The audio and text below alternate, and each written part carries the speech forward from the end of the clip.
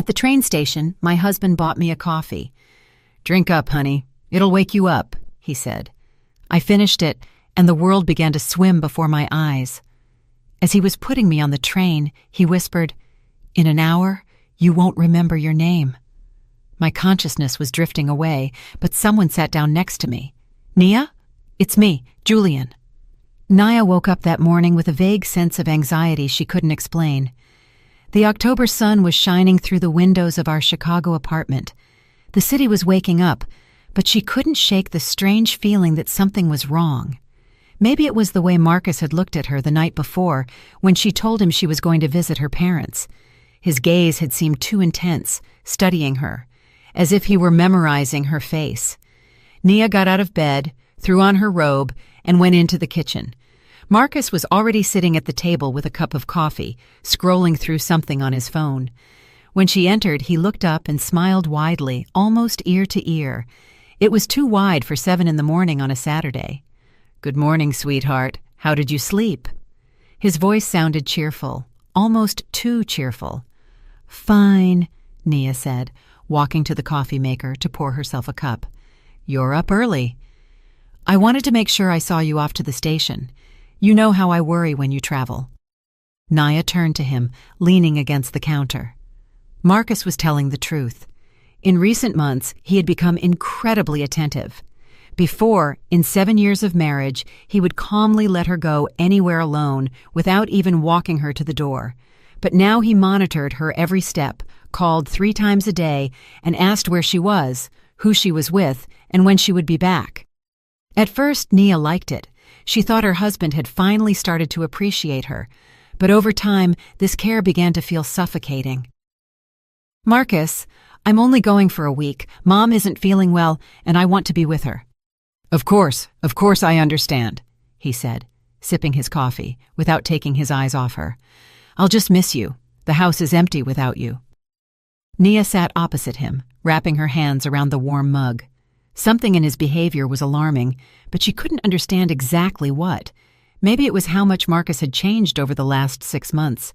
He had become nervous and irritable, often leaving the room when his phone rang. He tossed and turned at night, unable to sleep. Several times she woke up to find him sitting in the kitchen with a glass of whiskey, staring at a single point. When she asked what was wrong, he waved it off, saying it was just trouble at work and everything would work out soon.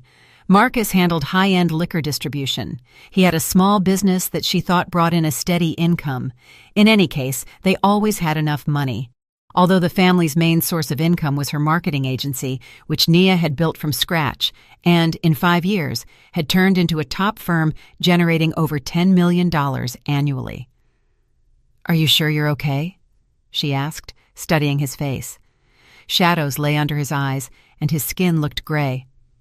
"Yeah, everything's great." He smiled again, but the smile didn't reach his eyes. "Just a little tired. You know, maybe I should go somewhere too, take a break." "Let's go together next time," Nia suggested. "To my parents' place in Memphis or wherever you want."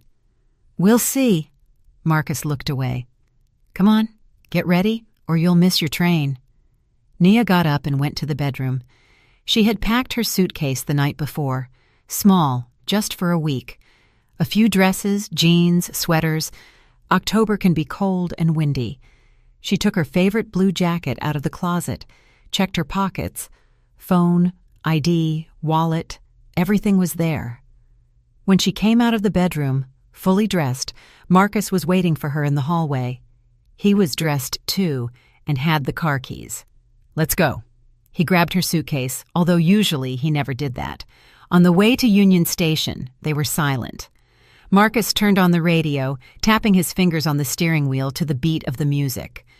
Nia looked out the window at the traffic, the gray sky, and the people rushing about their business. For some reason, she didn't want to leave. Some inner feeling whispered, "Stay, don't get on that train." But that was silly. Her mom really was feeling unwell, complaining about her heart, and Nia had promised to come. The station met them with its usual bustle. People were dragging suitcases, kids were running around, and trains were being announced. Marcus parked at the entrance, got out, and took her suitcase from the trunk. "Come on, I'll walk you to the platform." They walked through the main hall. The train to Memphis was departing from track 5 in 20 minutes. Marcus walked beside her, holding her elbow as if he were afraid she would run away. At the schedule board, he stopped and looked at the screen. "Track 5, right?" "Yes, look right there." Naya pointed to the line with her train. Marcus nodded, but for some reason continued to stare at the board as if checking something. Then he turned sharply to her. Let me go buy you a coffee. It's a long trip, almost 12 hours. Do you want one?" "I can get one on the train." Naya was surprised by his offer. Marcus was never this attentive. No, I'll be quick." He was already walking toward the station cafe. "Wait here, I'll be right back." Nia stood by the board, watching her husband disappear into the crowd. What was with him today? Why was he acting like this? She took out her phone and texted her mom. "On my way, see you tonight." The answer came almost immediately. "Okay, baby, waiting for you." Marcus returned about 5 minutes later with 2 cups of coffee. He handed one to her. "Here, a latte with vanilla, just how you like it." Nia took the cup, feeling the warmth through the cardboard. The coffee really did smell delicious, with milk and a light scent of vanilla. "Thanks." She took a sip. The taste was normal, maybe a little more bitter than she was used to, but tolerable. "Drink up, honey. It's a long trip. Wake yourself up." Marcus watched her drink, not taking his eyes off her. "Is it good?" "Yeah, it's fine." Nia took a few more sips. "Did you get one for yourself?" "I don't want one anymore." He shook his head. "I had some at home." They walked to the platform. The Amtrak train was already at the platform. Conductors were checking tickets, and passengers were boarding the cars. Nia finished the coffee and threw the cup in the trash can. Immediately, she felt a slight dizziness. She must have drunk it too fast on an empty stomach. "Naya, are you okay?" Marcus took her hand. "You look ashen." "Yeah, just my head is spinning a little." She leaned against the railing. "It'll pass."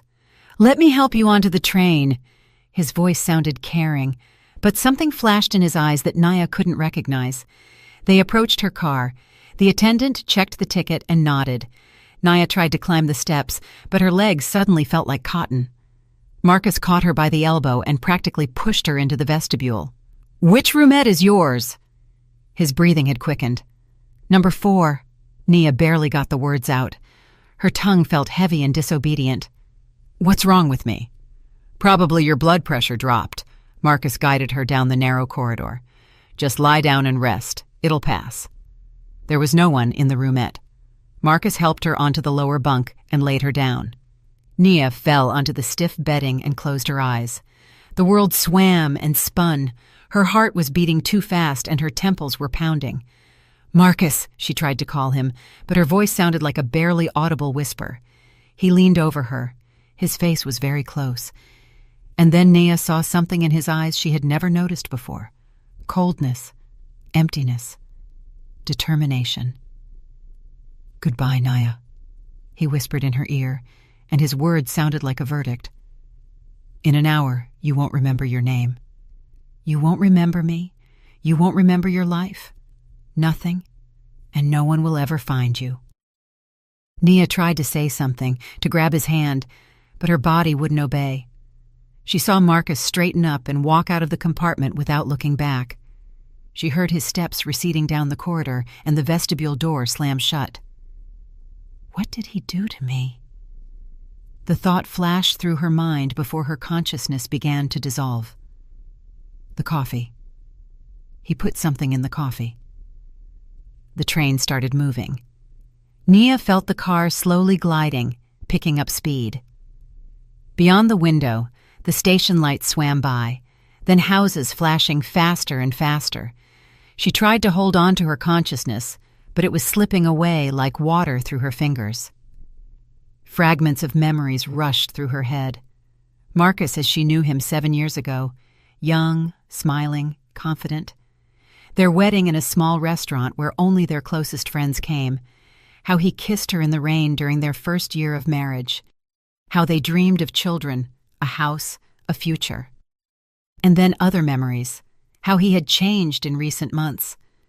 Strange phone calls at night, after which he would go out onto the balcony and stand there for a long time, smoking cigarette after cigarette, even though he had quit 3 years ago. How he once snapped at her over nothing, yelled and then apologized, saying it was stress at work. How she once accidentally overheard a snippet of his phone conversation. "I need time. I'll find the money. Give me another month." Money. The thought broke through the fog in her head. He needed money. Nia owned a successful marketing agency, 3 offices, 30 employees, annual revenue over $10 million, plus the apartment in downtown Chicago she had bought with her own money before the marriage. Another condo in Miami they bought last year as an investment, bank accounts. According to the will she made after the wedding, all of this would go to Marcus. "He wants to kill me." Terror pierced her, sobering her for a second. "But no, not kill. He said I wouldn't remember my name." Memory. He wants me to lose my memory, to disappear, to dissolve somewhere in the vastness of the country, so he can access all my accounts, the real estate, the business. Nia tried to get up, to call for help, but her body was paralyzed. She could only lie on that hard bunk and feel her consciousness slipping further away with every minute. Someone entered the compartment. Nia struggled to lift her eyelids and saw the blurred figure of a man. He put a backpack on the upper rack and sat opposite her. His face was blurry, as if she were looking at him through frosted glass. "Miss, are you okay?" The man's voice came from somewhere far away. "You look very gray." Nia tried to answer, but only an incoherent moan escaped her throat. The man leaned closer, and she made out a concerned face, light eyes, and a short, neat haircut. "Nia?" He suddenly said her name, and recognition sounded in his voice. "Nia, it's me, Julian. Julian Thorne. We went to middle school together. God, what's wrong with you?" Julian Thorne. A memory surfaced from the edge of her mind. The boy with freckles, who sat at the same desk with her in 7th grade.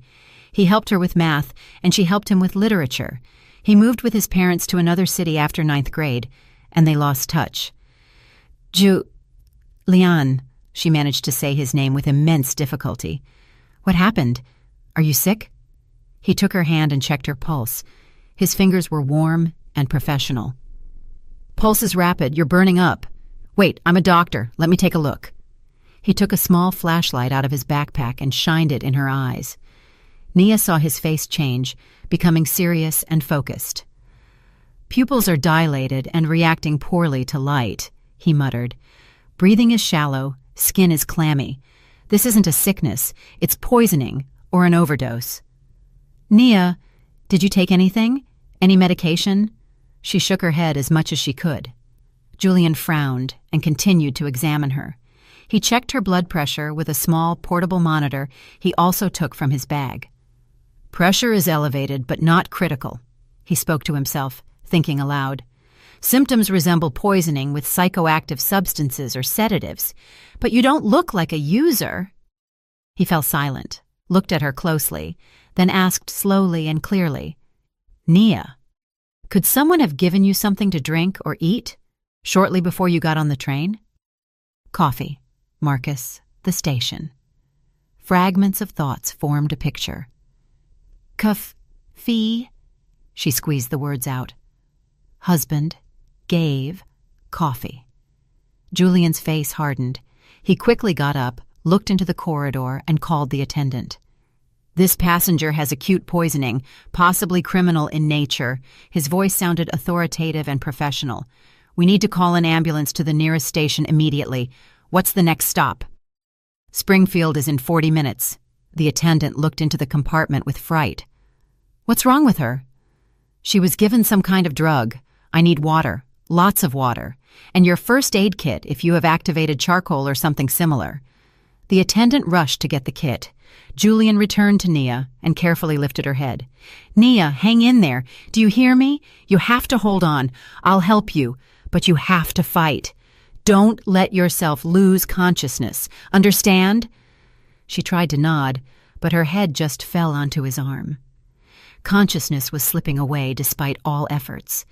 The last thing she remembered was Julian's anxious face above her and his voice repeating, "Stay with me, Nia. Stay with me." And the feeling that someone had finally come to her aid, and then only darkness. Nia opened her eyes and didn't understand where she was. A white ceiling, the smell of medicine, the quiet hum of some machine nearby. Her head was splitting, and her mouth was as dry as a desert. She tried to move and felt something pulling at her arm, an IV drip. "Easy, easy, don't move too fast." A familiar voice made her turn her head. Sitting next to the bed on an uncomfortable hospital chair was a man. He looked tired. Shadows lay under his eyes, and his shirt was wrinkled. But when their eyes met, he smiled, and Nia suddenly remembered. Julian Thorne from 7th grade. "Where am I?" Her voice sounded raspy, foreign. "In a hospital in Springfield." Julian leaned forward and poured water from a pitcher into a glass. "Drink a little, small sips." He brought the glass to her lips, and Nia greedily took a sip. Water seemed like the most delicious thing in the world. What happened to me?" "Poisoning." Julian put the glass on the nightstand. His face became serious. "You were given a potent drug. If I hadn't been there—" He didn't finish the sentence, but Nia understood. Memories flooded back. The station. Marcus with the coffee. His words on the train. "You won't remember your name." The horror of the moment she realized her husband was trying to, what, kill her? But Julian was talking about poisoning, not just murder. "What kind of drug?" she asked, trying to prop herself up on her elbows. "Lie still." Julian gently but firmly laid her back down. "It's a complex substance, a combination of sedatives with elements that affect memory. I'm a toxicologist, Nia. I was on my way to a conference when I saw you on the train."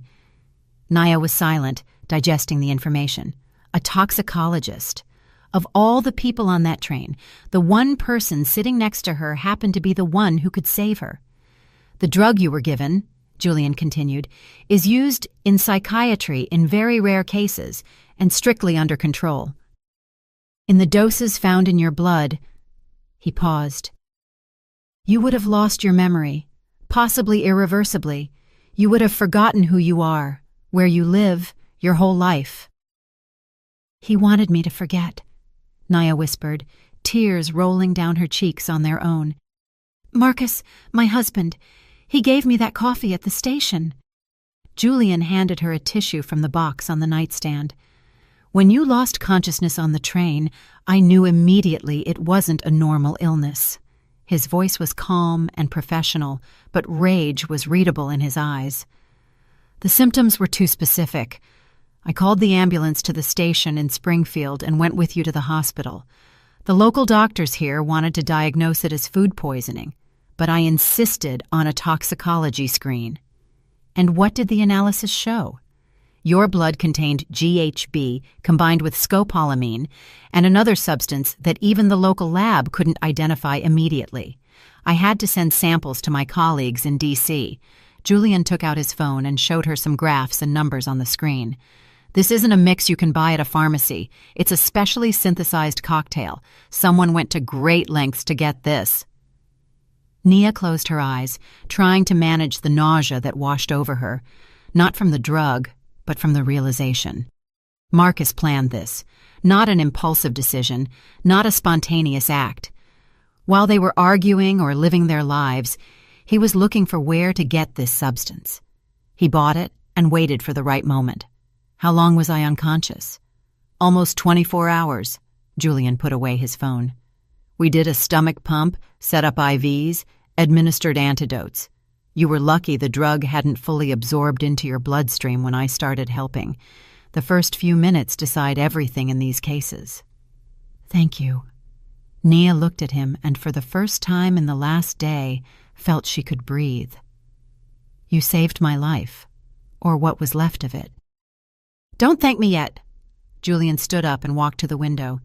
Outside was an ordinary hospital courtyard, autumn trees with yellow leaves. "Nia, I need you to tell me everything from the beginning, because what your husband did is a felony. Attempted murder at best, and considering he wanted to strip you of your memory, there are other charges too.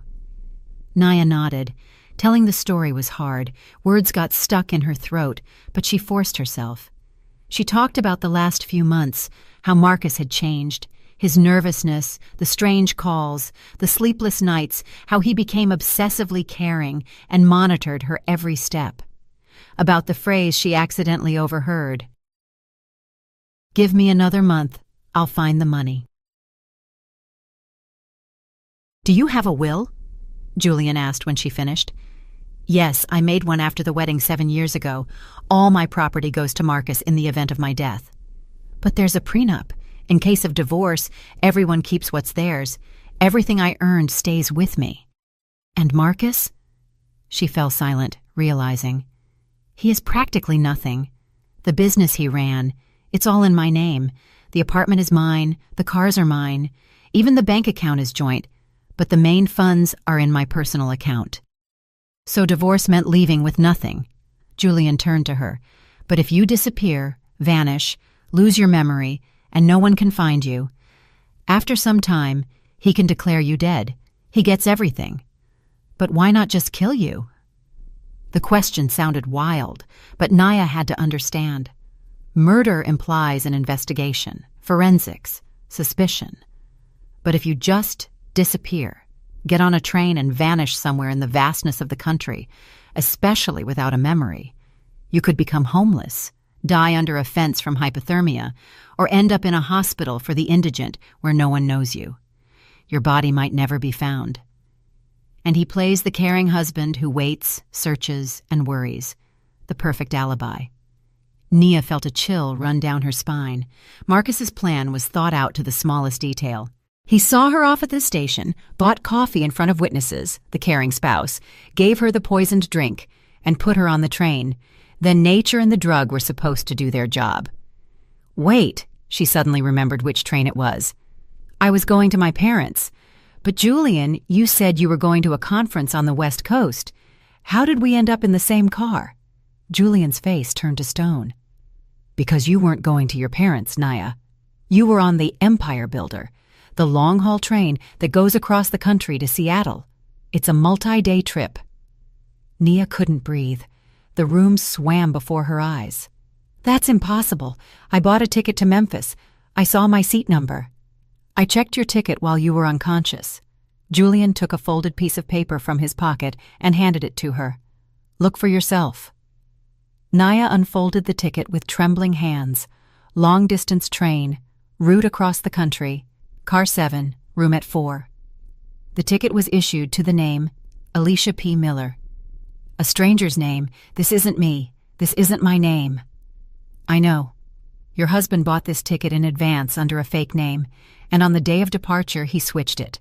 You were flustered, in a hurry, and didn't check closely. The conductor doesn't check ID, just scans the ticket code. Marcus calculated everything." Nia crushed the ticket in her fist. So that was it. Marcus didn't just want her to disappear. He was sending her to the other end of the country. There, without a memory, without ID, she would be nobody, just a nameless woman found on the street. "My parents," she whispered. "They're waiting for me. Mom will be calling when I don't show up." "Phone?" Julian nodded. "Do you have a phone?" Nia tried to remember. The phone was in her jacket pocket. "Jacket? I don't know." "When they brought you here, you had a jacket and a purse. It's all here." Julian went to the locker in the corner of the room, took out her blue jacket, rummaged in the pockets, and pulled out her phone. "Here, but it's dead." He plugged the phone into a charger he took from his backpack. A minute later, the screen lit up. Nia saw 37 missed calls from her mom, 20 texts, 5 calls from her dad, and not a single one from Marcus. "He didn't even call to see if I arrived." She looked at the screen in disbelief. "Why would he? He thinks you don't remember anything anymore." Julian's voice was hard. "Naya, we need to contact the police. I already spoke to the local investigators, but this case needs to be handled back home where the crime was committed. Do you know anyone?" Naya remembered. Maya Brooks. We went to college together. She works as a detective in the major crimes unit. Perfect. Julian nodded. Call her. Tell her everything. The sooner we start acting, the better chance we have of catching your husband red-handed. Nia dialed Maya's number with trembling fingers. The ring seemed endless. Nia! Maya's voice was alarmed. God, where are you? Your mom called me, said you didn't arrive, phone was off. Marcus says you got on the train, but no one met you there. What is going on? Maya. Nia swallowed the lump in her throat. I need your help. Official help, as a detective. Marcus tried to kill me, or worse. Silence hung in the air. Then Maya asked, her voice becoming professional and collected. Where are you right now? In a hospital, in another state. I'm with a doctor, a toxicologist who saved my life. We have evidence, blood tests, a ticket under a fake name. Maya, he gave me some kind of drug to make me lose my memory. He put me on that train. I was supposed to disappear. Stay there. Maya was apparently already writing something down. Give me the number of the doctor who is with you. I need all the medical documents, all the test results, and don't call anyone else, especially Marcus. He shouldn't know you're conscious and remember everything. That's our advantage. Nia handed the phone to Julian. He gave Maya his details and the numbers of his colleagues at the lab where the samples were sent. He spoke professionally and clearly, listing all the medical terms and indicators. Nia listened and understood. This is all real. Not a nightmare, not a delusion. Her husband really tried to destroy her life. When Julian finished the call and gave her back the phone, Nia asked, What now? Now we wait. He sat back down on the chair next to her bed. Your friend will start gathering evidence, check the cameras at Union Station, find the footage of Marcus buying the coffee and spiking it, pull the financial records, check where he got the money for such an expensive drug, find who sold it to him. Meanwhile, we stay here in safety. But what about my mom? Nia looked at the phone. She's going crazy with worry. Call her. Julian nodded. Say you suddenly got a fever. You got off the train at a station and ended up in a hospital with the flu. Don't say anything about Marcus. The fewer people who know the truth right now, the better.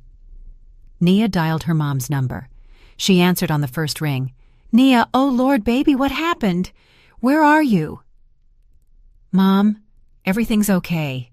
Nia tried to make her voice sound calm. I just got a high fever on the train. I felt terrible. I had to get off and go to a hospital. I'm better now, but the doctors said I can't travel yet. Mom, I'll come, just a little later. Okay. Fever? Mom clearly didn't fully believe it. Should Dad and I come get you? No, don't really. I have doctors here. Everything is under control. I'll be there soon myself, I promise. They talked for a few more minutes. Her mom calmed down, but Nia felt that lying to her parents was something she was always bad at. Mom sensed something, but fortunately didn't press. When Nia hung up, a nurse entered the room with a tray. Lunchtime. She put the tray on the bedside table. Broth, tea, crackers. Doctor said only light food for now. Thanks. Nia looked at the plate without appetite. You have to eat. Julian moved the table closer. You need strength. It's not going to be easy ahead. Nia picked up the spoon and scooped up the broth. It was warm and salty, and her stomach unexpectedly reminded her that she hadn't eaten in almost 2 days. She began to eat slowly, in small portions, while Julian sat nearby, looking out the window and thinking about something. Julian, she called out after a while, why did you help me? I mean, we haven't seen each other in 15 years. You could have just called the medics and gone on with your business. He turned to her, and in his eyes was that same kind smirk she remembered from childhood. Because you're Nia, he said simply. The same girl who protected me from the 8th graders in middle school. Remember when they stole my lunch and you walked up and said you'd tell the principal? They were so scared they never bothered me again. Nia smiled, remembering. Yeah, there was that. Julian was skinny back then, with huge glasses. Everyone called him a nerd. You cried in the locker room afterward, he continued. You thought no one saw, but I came in for a textbook and heard. You were afraid they'd get revenge, but you protected me anyway. That was a long time ago. Loyalty to yourself has no statute of limitations, Julian shrugged. You were a good person then. Judging by what I see now, you stayed the same. And good people need to be protected, especially from those who want to hurt them. Nia felt a lump rise in her throat. She hadn't cried when she found out what Marcus did. She hadn't cried when she realized he wanted to steal her whole life. But now, from these simple words about kindness and protection, tears rolled down on their own. Julian silently handed her a tissue, not trying to soothe or stop her. He just sat nearby, and his presence said more than any words. You are not alone. I am here. Everything will be okay. 3 days passed before Detective Maya Brooks arrived at the hospital. During these days, Nia got physically stronger. The IVs and treatment did their job. Her body was clearing out the poison, but mentally she felt shattered. She didn't sleep at night, replaying every day of the last few months in her head, trying to understand when Marcus made this monstrous decision. Was there even a minute when he hesitated, or did he just play the role of a loving husband, already knowing he would soon get rid of her? Julian didn't leave her side. He rescheduled his conference, rented a room in a hotel near the hospital, came every morning, and stayed until evening. He brought books, fruit, told stories from his medical practice, distracted her. Nia knew that without him, she would have gone crazy from the thoughts and fear. Maya appeared on Monday morning around 10. Nia heard quick steps in the corridor. Then the door flew open, and her college friend appeared on the threshold, tall, with a short haircut in a sharp suit. Behind her walked a middle-aged man in uniform with a briefcase in his hands. Nia. Maya walked over and hugged her tight, for real. God, I'm so glad you're alive. Me too. Nia felt the tension of the last few days release a little. Maya always knew how to instill confidence with just her presence. This is Lieutenant Graves, Maya nodded at the man. He handles organized crime, but he got involved in your case because, well, we'll explain now. They sat down, Maya and the lieutenant on chairs. Julian remained standing by the window. Graves took a tablet out of his briefcase, turned it on, and scrolled through some documents. Mrs. Vance, he began in an official tone, your statement was transferred to the investigative team. We conducted an operation, and what we found goes beyond a domestic crime. What did you find? Nia straightened up on the bed. Maya took the floor. Let's start with the station. We pulled all the CCTV footage from that day. Look here. She turned the tablet around. On the screen was a black and white recording from a camera. Nia recognized the station cafe, herself and Marcus standing by the board. Marcus said something to her, then went to the cafe. The camera switched to the interior of the cafe. Marcus walked up to the counter, ordered 2 coffees. The barista started making the drinks. Marcus stood there, looking around. When the barista turned to the espresso machine, his hand darted to his pocket and pulled out a small packet. With a quick movement, he poured the contents into one of the cups and stirred it with a straw. The whole thing took 3 seconds, no more. There, Maya paused the video. Clear picture. He knew what he was doing. The movement was practiced, no panic. Everything was planned. Nia looked at the screen, at that quick, confident movement of her husband's hand. How many times had he rehearsed it, or was he just so confident that he wasn't even nervous? Next, continued Maya, we checked his financial transactions for the last 6 months. The picture is, let's say, bleak. Graves scrolled through the documents, showing tables with numbers. Your husband was involved in smuggling high-end liquor from Europe. His voice was dry and businesslike. The channel worked through shell companies. The scheme was established. But 6 months ago, Customs seized one of the shipments at the border. The goods were confiscated. The shell company went bankrupt. The losses amounted to about $400,000. $400,000. Nia couldn't believe it. Where did he get that kind of money? Not his money. Graves shook his head. He worked with investors, specifically people from an organized crime group that financed the smuggling. When the scheme failed, they demanded the money back in full, with interest. And they started pressuring him, added Maya. We found recordings of his phone calls. We were wiretapping the group for another case. Threats, pressure, demands. They gave him deadlines, said if he didn't return the money, it wouldn't just be him who got hurt. Nia remembered those strange calls at night, how Marcus went out to the balcony and stood there for a long time. Apparently, that was when they were threatening him. But he didn't have that kind of money, she said. Everything we have is mine. My business, my real estate. Exactly, Maya nodded. We studied your prenup. In a divorce, he's left with nothing. But you have a will where everything goes to him if you die. Marcus realized the only way to get out of the debt hole and stay alive was to get access to your money. And for that, you had to either die or disappear. He chose the latter. Julian intervened in the conversation. Because murder is an investigation.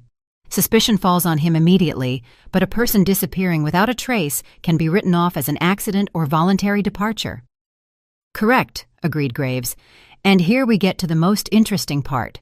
We found the person who sold him the drug. He took a printed photograph out of his briefcase and placed it on the table in front of Nia. In the photo was a balding man in glasses, around 40. Caleb Vance. No relation, explained the lieutenant. Former pharmacist. Lost his license 3 years ago for illegally selling prescription drugs, but continued his activities underground. Deals in rare medicines, psychotropics, anything you can get on the black market. We picked him up the day before yesterday, added Maya. At first he denied it, but when we showed him the texts with Marcus and threatened him with prison time for accessory to attempted murder, he cracked. Gave a full confession. She took out a few more sheets and showed Naya. They were printouts of messages from an encrypted app. Marcus wrote under the handle, Max, I'm 7. Asking about drugs for erasing memory, clarifying dosages, effects, consequences. Caleb answered in detail, explaining how and when to give it, what the effect would be, how long total memory loss would take. He bought the drug for $5,000, said Maya. They met, exchanged the goods for cash. We have footage from park cameras showing the meeting. Plus, Caleb kept a sample of the same substance he sold. We compared it with your blood tests, exact match. Naya listened, and with every word the picture became clearer and more terrifying. Marcus didn't just give in to an impulse. He planned this for weeks, maybe even months. He searched for a way, found a seller, bought the drug, studied how to use it. All this time, he lived next to her, smiled, kissed her goodnight, spoke of love, and prepared to destroy her life. One more thing. Graves scrolled through the documents on the tablet.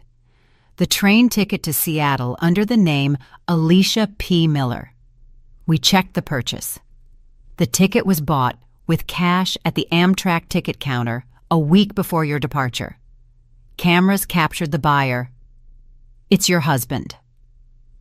Another recording appeared on the screen. Marcus at the counter, handing over money, receiving the ticket. The date and time at the bottom of the screen, exactly a week before the day Nia planned to go to her parents. He knew in advance when I was going, whispered Nia. I told him myself. 2 weeks ago, I warned him I planned to visit Mom. And he used that, nodded Maya.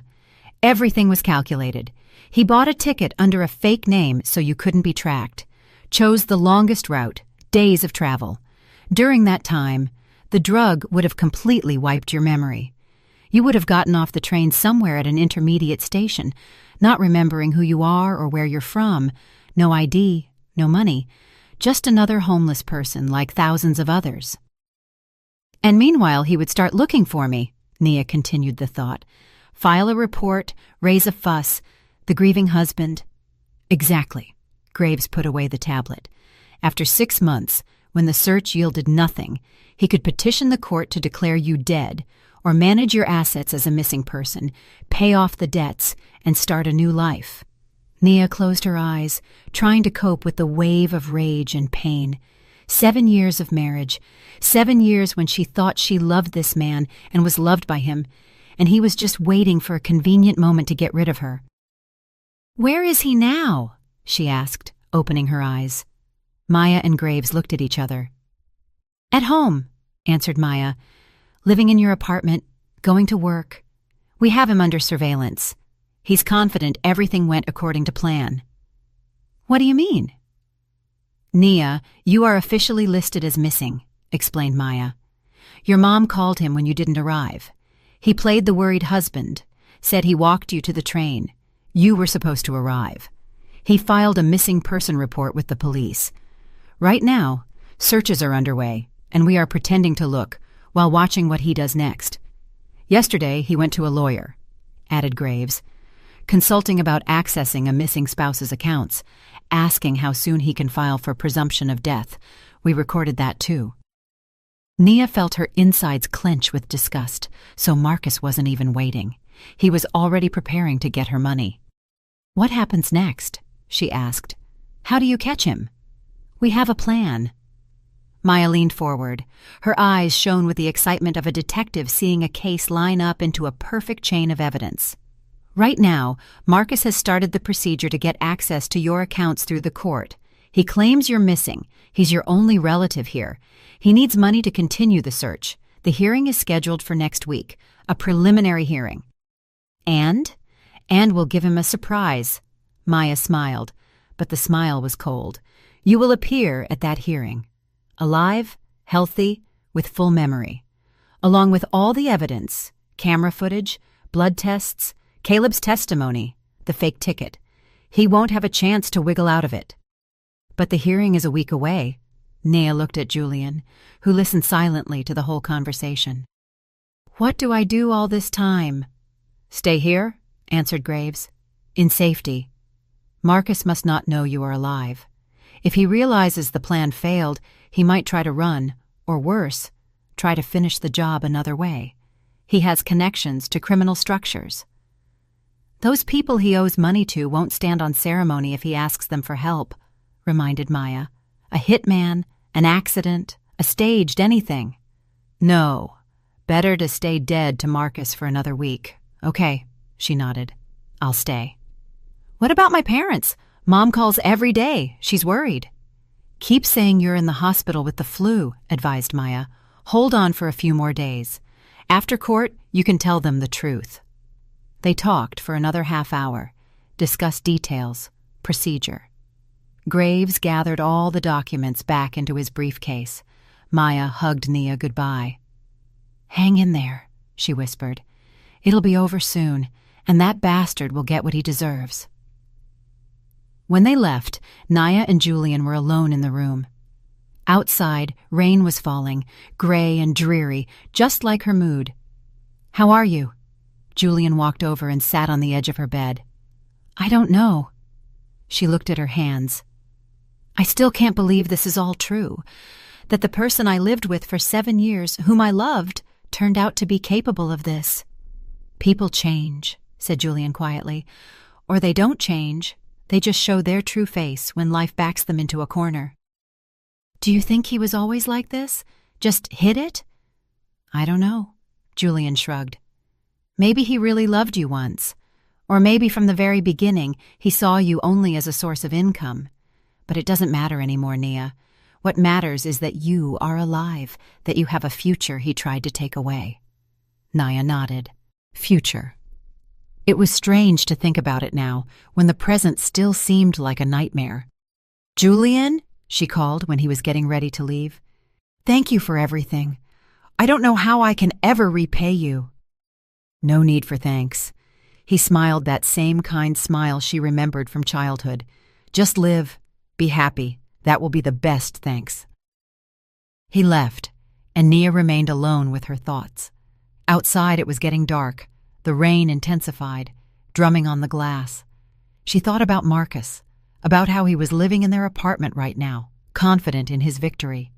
She thought about the court date in a week, and that moment when he would see her alive. What would he feel? Fear, rage, or just cold realization that he lost? Naya didn't know, but she knew one thing for sure. She was no longer a victim. She survived, and now it was time for justice. The week dragged on excruciatingly slowly. Naya spent these days in the hospital room, formally discharged but remaining under protection.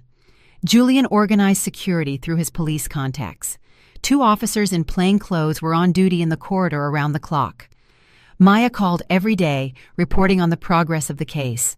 Marcus continued to play the role of the grief-stricken husband, posted flyers about his missing wife all over the neighborhood, gave interviews to local news portals where, with tears in his eyes, he told how he saw his beloved spouse off to the station and never saw her again. He even learned to squeeze out tears, Maya said with disgust during one call. I watch these videos and realize what a good actor he is. If not for the evidence, I would almost believe his sincerity. Nia didn't watch the interviews. She couldn't. The mere thought that Marcus was publicly portraying a caring husband while secretly planning to take her money caused a fit of nausea. She continued to tell her parents she was in the hospital with a lingering flu. Her mom believed reluctantly. But what could she do? Nia promised to come as soon as the doctors allowed it, and they had to accept that. Finally, the day of the hearing arrived, or rather the preliminary hearing on accessing the missing spouse's accounts. Maya came for Naya early in the morning, brought clothes, a strict dark blue suit, a white blouse, low-heeled shoes. You'll look like a businesswoman who definitely remembers all her accounts and every penny in them, she joked, helping Nia dress. Julian went with them too. He took time off for these days, refused to leave until it was all over. Nia was grateful to him more than she could express in words. His presence gave her the strength not to break. They drove to the court in Maya's unmarked squad car with tinted windows. Lieutenant Graves sat in the front seat, studying some papers. Nia looked out the window at the passing landscape. Everything seemed unreal, as if she were watching a movie about someone else's life. They arrived 2 hours before the hearing started. Graves took Nia and Julian into the courthouse through the staff entrance so no one would see. They were placed in a small witness room with a few chairs, a table, and a water cooler. "Sit here," the lieutenant ordered. "When the time comes, I'll call you. Marcus shouldn't know about your presence until the very moment." Naya nodded and sat on a chair. Her hands were trembling. She clasped them together to hide her nervousness. "Everything will be fine." Julian sat next to her, covering her hands with his. "You can do this." "I'm scared," she admitted quietly. "Scared to see him. Scared I won't be able to hold back, that I'll attack him or just burst into tears." "You are strong." Julian squeezed her fingers. "Much stronger than you think. You survived. You are here. You remember everything. That is already a victory. The rest is just a formality." They sat listening to the preparations for the session going on behind the wall. Doors slammed, voices rang out, footsteps. Nia closed her eyes, trying to calm her breathing and heartbeat. 20 minutes passed, then the door opened, and Maya entered. "He's here," she said, "sitting in the hall, portraying grief. Even wore a black suit like for a funeral. The judge is about to start the hearing. When do I go out?" "I'll give the signal."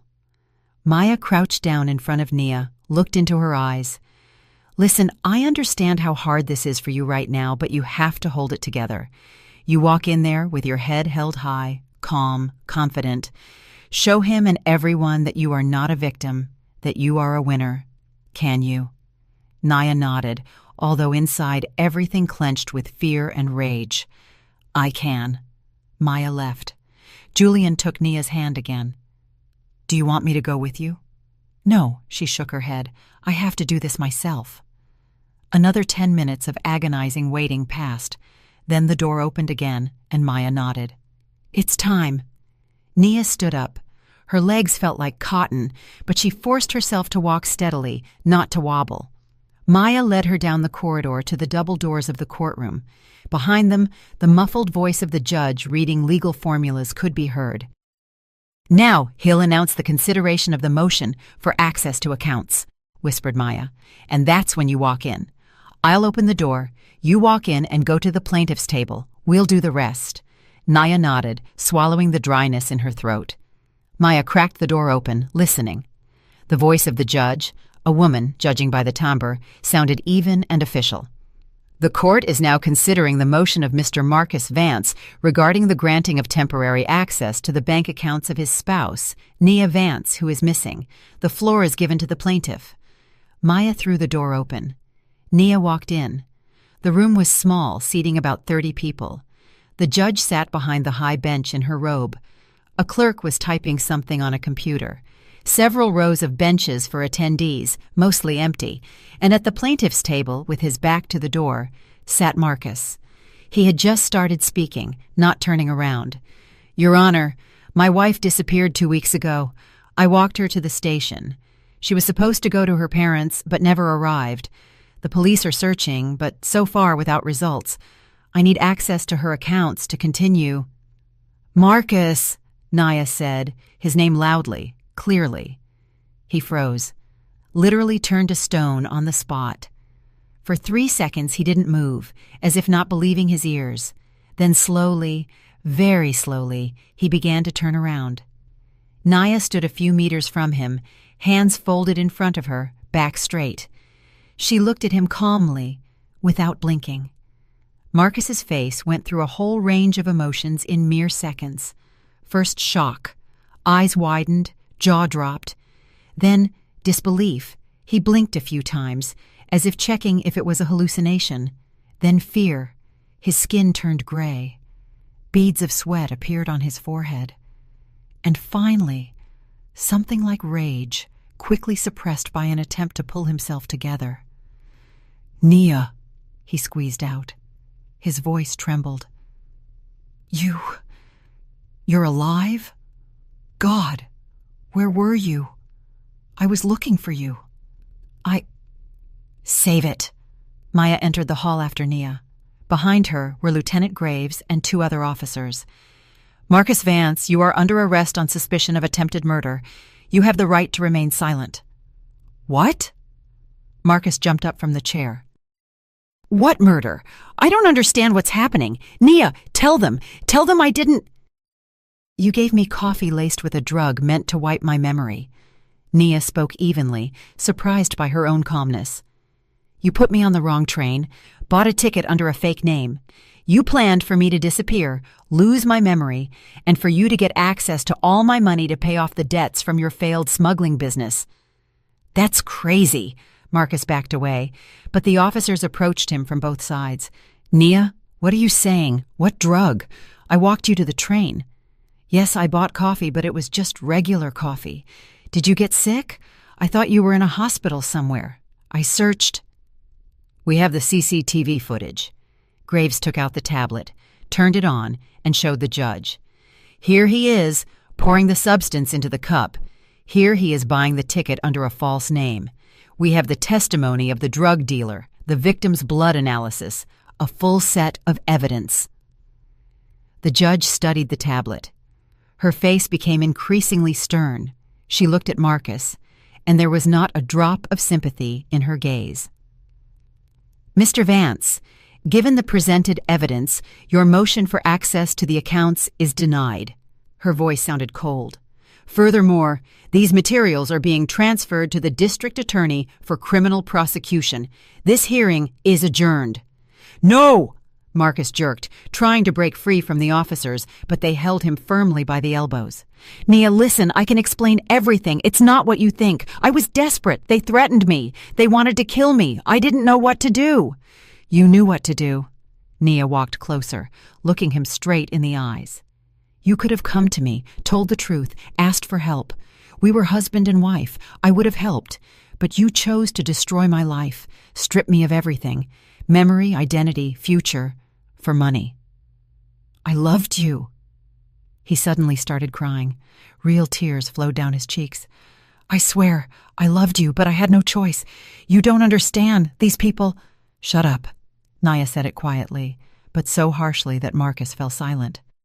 "Don't you dare talk about love. You don't know what that is." The officers led him to the exit.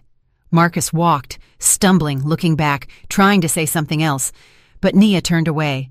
She didn't want to see his face or hear his voice anymore. When the door closed behind him, Nia felt her knees buckle. Julian, who had been standing by the wall the whole time, quickly walked over and caught her by the arm. "It's over. It's over," he whispered. "You did it." Maya walked up and hugged Nia around the shoulders. "He'll get time," she said firmly. "Attempted murder plus all the related charges. That's a minimum of 8 years. Maybe more if the judge is harsh. And with his debts to the mob, prison won't be sweet for him." Nia nodded, unable to speak. The emotion she had held inside all week burst out. She cried quietly, soundlessly, burying her face in Julian's shoulder. She cried from relief, from pain, from rage, from gratitude that she was alive and that there were people nearby who cared about her. The following months were hard. Court, testimonies, evaluations. Nia gave interviews. She had to restore her reputation, explain to the agency's clients what happened and why she had disappeared. The story got media attention, and Nia became the involuntary heroine of a scandal. But she coped, returned to work, immersed herself in projects, restored connections. The divorce was finalized in a month. The prenup worked perfectly. Marcus got nothing. Nia annulled the will the same day. She sold the apartment in downtown Chicago. She couldn't live there anymore. Every corner reminded her of the past. She bought a new one, bright, with big windows and a view of the park. Julian was nearby the whole time. He returned to his work, but called every evening, asked how things were, if she needed help. They started seeing each other. At first, just as friends who had been through a nightmare together. They went to cafes, walked in the parks, talked about everything: childhood, life, dreams. Gradually, Nia realized she felt something more for Julian than gratitude. He was kind, honest, reliable. With him, she felt safe, but not in that suffocating, controlling manner as with Marcus. This was a different safety, one that gives you the freedom to be yourself, not to fear judgment, to know you will be accepted as you are. The first kiss happened 6 months after the trial. They were sitting on a bench by the lake, looking at the water. Julian was telling some funny story from the hospital. Nia was laughing, and suddenly he fell silent, looked at her in a way that took her breath away. "Nia," he said quietly, "I don't want to rush things. I know you need time after everything that happened, but I have to say it. I love you. I probably fell in love back in 7th grade when you protected me from the bullies. I just didn't understand it back then." Nia didn't answer with words. She just leaned in and kissed him. And for the first time in many years, she felt that this was right, that this was what she wanted, not what she was supposed to do. A year later, they got married. A modest ceremony, only the closest people. Nia's parents, Julian's sister with her family, Maya with her husband, a few friends. There were no grand speeches, fireworks, or crowds of guests. Just two people who found each other through pain and trials and decided to move forward together. And a year after that, on a cold January morning, Nia held a tiny bundle wrapped in a blue blanket in her arms. A boy, healthy, with a loud voice and strong little fists. Julian sat next to her on the hospital bed, hugging her shoulders, looking at his son with such adoration that it took Nia's breath away. "What should we name him?" he asked quietly. "Michael?" Nia smiled, remembering. "In honor of your grandfather? You told me he was a good man, a doctor like you, saved people." "Michael, Mikey." Julian gently touched his son's fingers. "Michael Julian Thorne. Sounds solid." The baby yawned, scrunching up his nose, and Nia laughed softly. This was happiness. Simple, quiet, real. Not the showy, fake kind she had with Marcus when she convinced herself everything was fine, closing her eyes to the warning bells. This was happiness that didn't need to be proven or explained.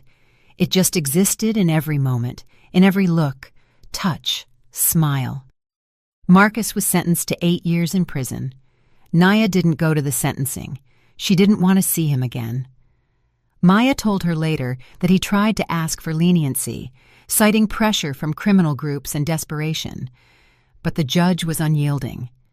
The evidence, the cold calculation, the attempt to destroy another person's life for personal gain, all this left no room for leniency. Nia felt no triumph from this verdict, only sadness for the wasted years, for the illusions that had collapsed. But she didn't regret the past, because it led her here, to this hospital room, where she held her son in her arms, where sitting next to her was a man who truly loved her, who had saved her not only physically, but spiritually. "You know," she said to Julian, looking at sleeping Michael, "if you hadn't been on that train, if you hadn't recognized me, hadn't helped, it's scary to even imagine." "But I was there," Julian kissed her temple, "and I recognized you and helped. Everything else is just an alternative reality that doesn't exist. There is only this, where we are together, where we have a son, where a whole life is ahead."